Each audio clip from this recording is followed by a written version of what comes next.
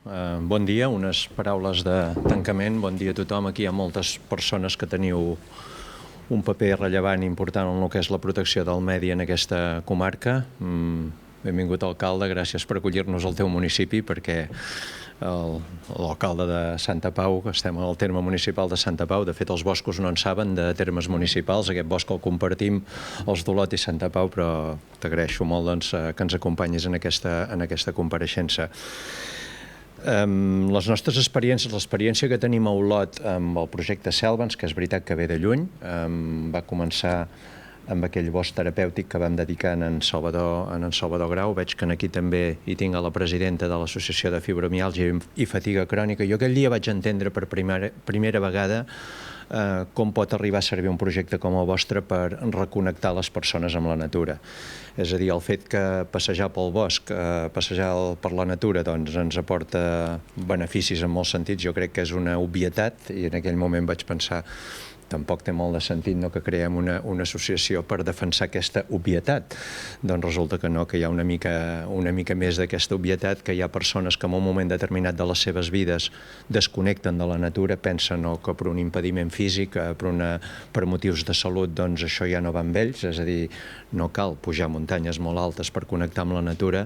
i això m'ho vau fer entendre molt bé el dia aquell que inauguràvem aquest passeig dedicat a en Salvador Grau, que hi ha persones que aquest acompanyament els hi pot servir precisament per això, per reconnectar amb la natura. Després, l'estudi clínic que es va fer al bosc del costat de l'Hospital d'Olot, és un bosc on persones que estan ingressades en l'hospital fan banys de salut, fan banys de bosc que al final acaba revertint en beneficis a favor de la seva salut, i comences a dir que bé, que aquest projecte potser no és tan, deixa'm fer servir la paraula, no és una ximpleria, no? És una cosa que després vas descobrint com a darrere d'aquest projecte tens l'oportunitat de preservar els boscos madurs, tens una excusa a vegades per defensar, per identificar, per protegir, i al final acabes descobrint que aquest projecte uneix moltes i moltes coses positives. En aquest sentit, jo us felicito per la vostra persistència tots aquests anys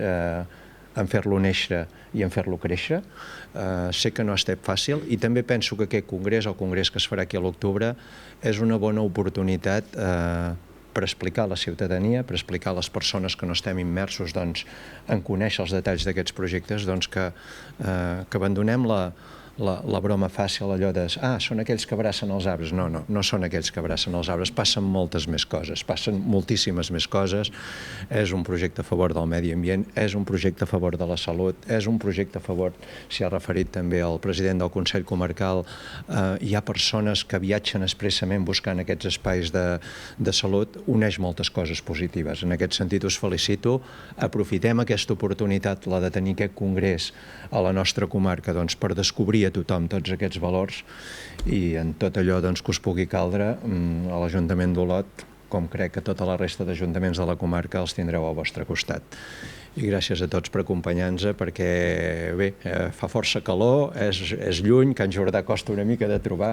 el retard de la Marta és culpa nostra. Estàvem asfaltant l'avinguda de Sant Jordi, no l'hem avisat i s'ha trobat amb el que s'ha trobat, però de veritat que us felicito per la iniciativa i que tinguem tots un bon congrés.